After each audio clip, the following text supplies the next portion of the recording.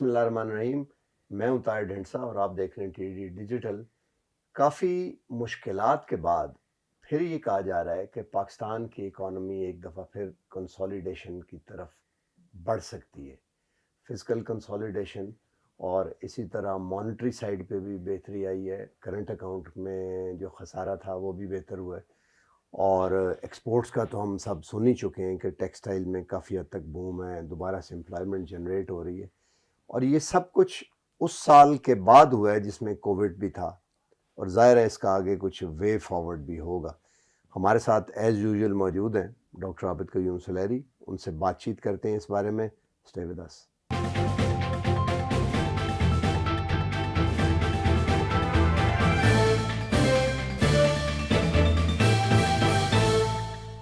Doctor صاحب very warm welcome. آپ کا میں ایک آرٹیکل پڑھ رہا تھا جس میں آپ نے it was a sort of a report card کہ 2-3 اکاؤنٹ میں کہ پرفارمنس کو گیون سرکمسٹانسز کے پیرامیٹر میں جج کرنا چاہیے. اس کو ایک 2-4 لائنوں میں بتائیں, پھر ہم آگے بات کرتے ہیں. کہ 2020 کے بارے میں جب بات ہو رہی ہے تو اس میں میں نے لکھا تھا کہ 2020 ایک ان یوزول سال تھا. جب آپ اس کو 10 سال کے بعد دیکھیں گے تو شاید اس کے گرافس جو ہیں وہ تو بڑے ویئرڈ قسم کے بنیں گے باقی پوری سالوں کے مقابلے میں. لیکن ہمیں معلوم ہے کہ ہم سب لوگ جو کہ یہاں پہ بیٹھے ہیں یہ بڑے خوش قسمت ہیں کہ یا تو ہمیں یہ کرونا ہوا نہیں یا ہوا اور ہم اس میں سے شفا یاب ہو گئے, بچ گئے. ادروائز یہ گلوبل پینڈیمک ہے. اور جب پینڈیمک جیسے سالوں کا آپ ریویو کرتے ہیں تو اس کے پھر کرائٹیریا ڈفرینٹ ہو جاتا ہے. تو ہمیں دیکھنا یہ چاہیے کہ پینڈیمک کے آغاز میں کیا کہا گیا تھا کہ ایک ہیلتھ کرائسس ہوگا, اکنامک کرائسس ہوگا, کساد بازاری ہوگی, عالمی کساد بازاری, اور فوڈ کرائسس ہوگا, غذائی بحران پیدا ہو جائے گا. اور ان تینوں چیزوں کے تناظر میں پاکستان کی پرفارمنس دیکھنے کی ضرورت ہے. کہ اللہ کا شکر ہے کہ آپ یہ نہیں وہ جو کہہ سکتے ہیں کہ ہمارا ہیلتھ سسٹم کلیپس کر گیا. اس میں نقص نکالنے کے لیے بہت سی چیزیں ایسی ہیں جو کہ ٹھیک ہونی چاہیے, لیکن کووڈ کے مقابلے میں کرنے میں ہمارا ہیلتھ سسٹم جو ہے وہ کافی رہا. اور اس میں جو بہتری آئی فیبری مارچ 2020 سے لے کے ابھی تک وہ پروگریشن میں جا رہی ہے. کساد بازاری کی آپ بات کرتے ہیں تو ہماری اکانومی اس طریقے سے نہیں بیٹھی. لیکن ریسیشن تو ہے نہیں, ریسیشن نہیں آیا نا. ریسیشن آتا تو آپ کی ایکسپورٹ پرفارمنس جو ہے وہ کیسے بڑی ہوتی ہے. ریسیشن آتا تو آپ کی کنسٹرکشن انڈسٹری کیسے چل رہی ہوتی. ریسیشن آتا تو آپ کے جو ملینس آف اسمال انٹرپرینورز ہیں جو ڈیلی ویجرز ہیں وہ سارے خدا نخواستہ اس وقت بھوکوں مرنا شروع ہو جاتے, فاقہ کشی کا عالم آ جاتا. اور یہاں پہ ہمیں ماننا پڑے گا کہ smart lockdown versus lockdown جو تھا, کمپلیٹلی ہالٹ کرنا اور اس کو چلتے رہنے دینا جو تھا تھوڑی سی فلیکسیبلٹی وہ بہتر رہی. ہمارے جو غذائی قلت ہے وہ نہیں ہوئی. غذا مہنگی ہوگی, گندم مہنگی ہوئی, وہ ہم ڈسکس کر چکے ہیں. ایک مینجمنٹ پرابلم تھا, گورننس ایشو تھا. چینی مہنگی ہوئی, وہ ہم ڈسکس کر چکے ہیں, مافیاز کے ایشوز تھے. لیکن جس طریقے سے نیو یارک جیسی اسٹیٹس میں لوگ جا کے کھانے پینے کی دکانوں کو لوٹنا شروع ہو گئے تھے, اس طرح کی پینک بائنگ وہ سچویشن آپ کے پاس نہیں آئی.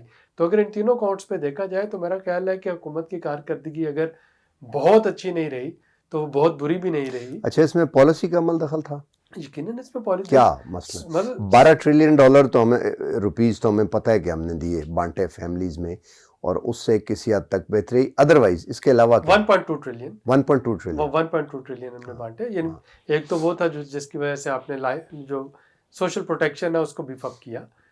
دوسرا وہ ہے جو کہ این سی او سی کا اس میں کردار ہے کہ آپ کو یاد ہوگا جب یہ بیماری شروع ہوئی نہ سینیٹائزر اویلیبل تھے, نہ ماسک اویلیبل تھے, نہ وینٹیلیٹرز تھے, نہ آکسیجنیٹر بیڈ تھے. وہ ساری چیزیں جو ہیں وہ آپ کی چند ہفتوں میں پورے پاکستان میں بڑے شہروں میں پہنچنا شروع ہو گئی تھی. تو اس کا پالیسی کا جو عمل تھا وہ تھا. آپ دیکھیے کہ انڈیا اور پاکستان کے رسپانس میں کیا فرق تھا. انڈیا نے مکمل کرفیو نافذ کر دیا جس کی وجہ سے ڈیلی ویجرز کو اپنے دیہاتوں میں واپس جانا پڑا, جو ایک ایکسوڈس ہوا, ماس ایکسوڈس ہوا, لوگ ریورس ایکسوڈس جو ہوا. پاکستان میں اس طرح کی کوئی سچویشن نہیں بنی کیونکہ اسمارٹ لاک ڈاؤن تھا. لوگ جو تھے وہ کسی نہ کسی طریقے سے ان کو اکوموڈیٹ ہوتے رہے, اور جس کے 2 فائدے ہوئے. ایک تو آپ کا رورل ایریا جو ہے وہ آج بھی کووڈ سے بچا ہوا ہے, پیریفری جو ہے وہاں پہ ابھی بھی کووڈ کے کیسز اس طریقے سے نہیں نکل رہے جیسے کہ باقی جگہوں پہ ہیں. اور سیکنڈ یہ کہ اس نے آپ کی فوڈ سیکورٹی انشور کی. آپ کا جو ویٹ آپریشن تھا وہ متاثر نہیں ہوا, ویٹ ہارویسٹنگ وہ چلتا رہا, آپ کی کاٹن کی سوئنگ چلتی رہی, رائس کی سوئنگ چلتی رہی. تو یہ ساری چیزیں جو ہیں یہ الٹیمیٹلی پالیسی کا نتیجہ ہے, یہ کوئی ہیپ ہیزرڈ یا رینڈم قسم کی چیزیں نہیں ہو رہی تھی. تو آپ سمجھتے ہیں کہ اگر یہ ریورس ایکسوڈوز ہوتا ہے ہمارے بھی تو اس سے پینڈیمک جو ہے وہ ٹرانسمٹ ہو جاتی؟ دیکھیے نا شہروں سے انڈیا میں اس وجہ سے ہوئی ہے. وہاں پہ اس سے دو کرائسس نکلے نا. ایک تو لوگوں نے ظاہر ایک آپ 1 بلین پلس آبادی کی بات کر رہے ہیں اور ایک وسیع و عریض ملک ہے, تو وہ لوگ جو پیدل چل رہے ہیں, اب ہر چیز بند ہے, اور فیملیز اور بچوں کے ساتھ وہ 4-4 5-5 روز پیدل چل کے اپنے دیہاتوں کی طرف واپس جا رہے ہیں. نہ کہیں کھانے کو مل رہا ہے, نہ پینے کو مل رہا ہے, نہ کوئی ٹرانسپورٹ مل رہی ہے. تو ایک تو وہ جو انہوں نے وہ سارا ڈاکومنٹڈ ہسٹری بن گئی نا 2020. اور پلس اگر ان میں چند لوگ بھی اسمپٹومیٹک ہیں تو اپنے ایریاز میں کیا لے کے گئے ہوں گے؟ ظاہر ہے ڈیزیز لے کے گئے نا. اور پھر اب وہ ان کے پاس واپس آنے کے لیے کوئی وہ جو لوگ پہنچ گئے اب ان کے پاس اتنا سرمایہ نہیں تھا کہ واپس آ کے ریپیٹریٹ ہو سکتے, کیونکہ چھوڑ کے چلے گئے تھے. تو پاکستان میں اسمارٹ لاک ڈاؤن کی وجہ سے یہ چیزیں نہیں ہوئی. یہ تو ہو گیا پچھلے سال کا جب اب ہے. اب IMF کی بھی آنے والا ہے اور ایک رپورٹ بھی آئی ہے کہ پاکستان کی جو فزیکل سائیڈ ہے وہ اس میں کنسالیڈیشن کسی حد تک ہوئی ہے, حالانکہ ریونیو میں تو اس طرح کی نہیں ہم بہتری دیکھتے فار ویری آبویس ریزن. تو آگے اب کیا آپ ایکسپیکٹ کرتے ہیں اور کیا ہونا چاہیے؟ جو آگے ہم ایکسپیکٹ کرتے ہیں اس میں سے کچھ چیزیں جو ہیں وہ ہمارے ہاتھ میں ہیں, کچھ چیزیں ہمارے ہاتھ میں نہیں ہیں. تو یہ 5-6 فیکٹرز ہیں جن کو ہمیں ذہن میں رکھنا ہے. پہلا فیکٹر جو ہے وہ ہے ویکسین کی اویلیبلٹی اور ریپڈ ٹیسٹ کی سہولت. کہ اب آپ کے باقی جو ترقی یافتہ ممالک ہیں وہاں پہ یہ سہولت آ گئی ہے, گھر بیٹھے آپ منٹوں میں آپ خود سے اپنا کووڈ ٹیسٹ کر سکتے ہیں. ہمارے یہاں ابھی بھی 6,500 روپے دے کے آپ ٹیسٹ کرواتے جاتے ہیں اور پھر 24 گھنٹوں کے اندر اس کا رزلٹ آتا ہے. تو ریپڈ ٹیسٹ اور ویکسین کہ وہ کتنی تعداد میں آتی ہے, اور پھر اس ویکسین کا جو اگلا چیلنج ہے اس میں سے اکثر ویکسین ایسی ہیں جن کو سب زیرو ٹمپریچر پہ رکھنا ہوگا. ایک ویکسین تو ہے جس کو -70 ڈگری سینٹی گریڈ پہ رکھنا ہے, ڈرائی آئس چاہیے. تو اب وہ جو اس کے لیے لاجسٹک ایشوز آئیں گے, آپ کے یہاں سزلنگ سمر ہوگی جب ہمیں ویکسین آنا شروع ہوگی, اور اس میں پورے ملک میں اس ویکسین کو رول آؤٹ کرنا یہ لاجسٹکلی بہت بڑا چیلنج ہوگا. پہلا تو ہے کہ کیا بائی کر سکتے ہیں. یہ جو چائنیز ویکسین ہے اس کو تو میرا خیال ہے روم ٹیمپریچر پہ, چائنیز ویکسین کو بھی, یعنی میں یہ تو کہہ رہا ہوں کہ ویکسین کہاں سے آئے گی, اور پھر آپ اس کو کس طریقے سے ٹرانسپورٹ کریں گے, کس طریقے سے ایڈمنسٹر کریں گے. اور پھر جو ٹیبو اگینسٹ ویکسین ہے پاکستان میں تو ایک اسٹگما ہے نا.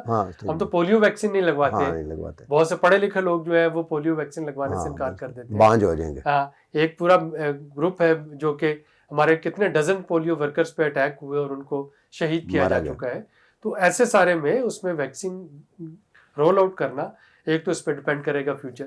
دوسرا ڈپینڈ کرتا ہے کہ ہمارے جو ٹریڈنگ پارٹنرز ہیں وہاں پہ ریکوری کی کیا سچویشن ہے, ہیلتھ ریکوری بھی اور اکنامک ریکوری بھی, کہ کیا جہاں پہ آپ کو ایکسپورٹ کرنا ہے کیا وہ معیشتیں اس قابل ہوگی کہ وہ آپ سے امپورٹ کر سکیں, یا وہ نہیں کریں گی, یا وہ ڈیفالٹ کر جائیں گے آپ کے امپورٹ آرڈر منگوا کے آپ سے.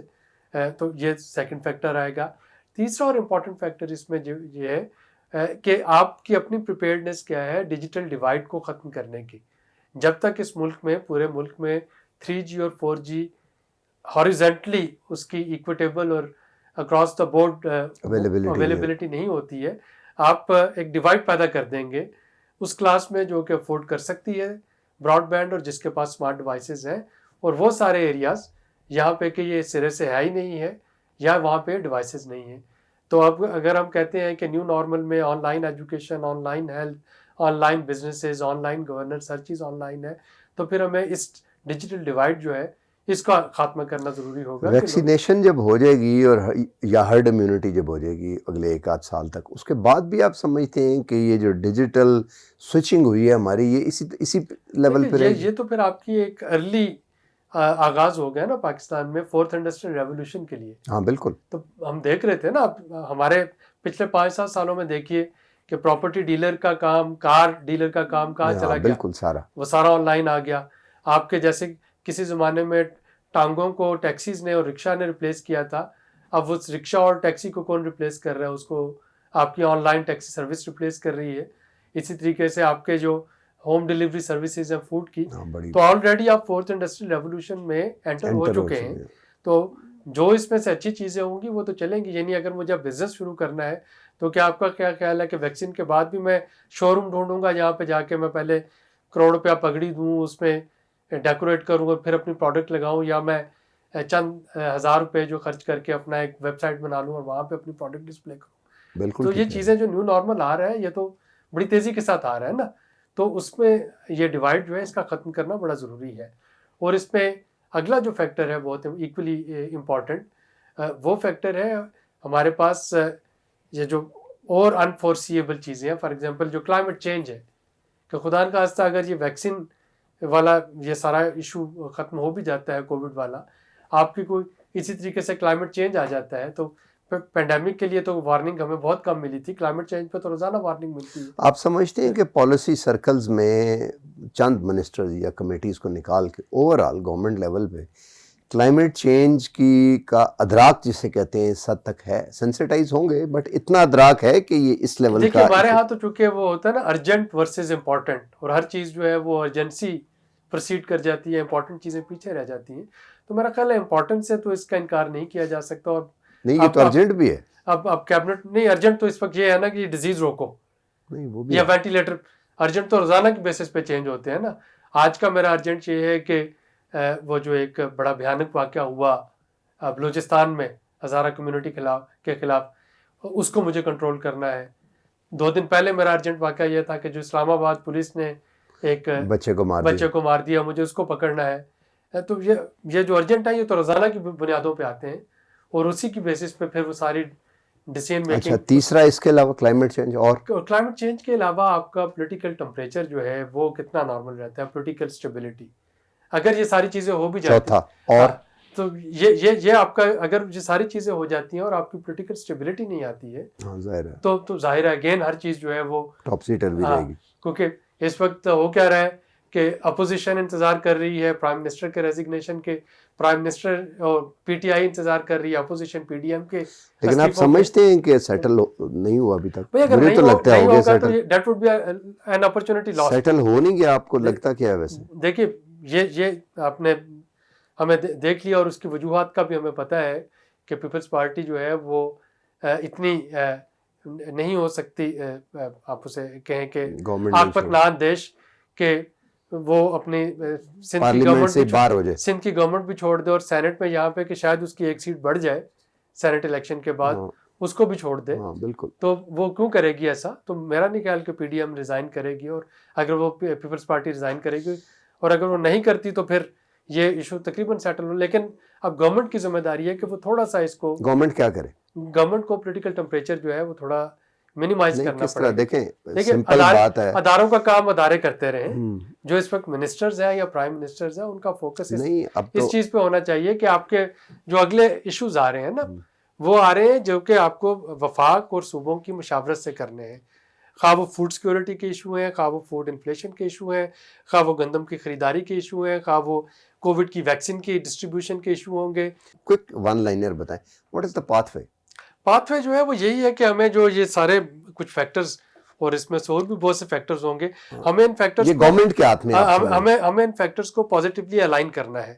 ہمیں یہ گورنمنٹ کرے, ہم ایز اے پاکستان سب مل کے, یہ ہماری کلیکٹیو رسپانسبلٹی ہے کہ ان کو اپنے لیے پازیٹیولی الائن کریں.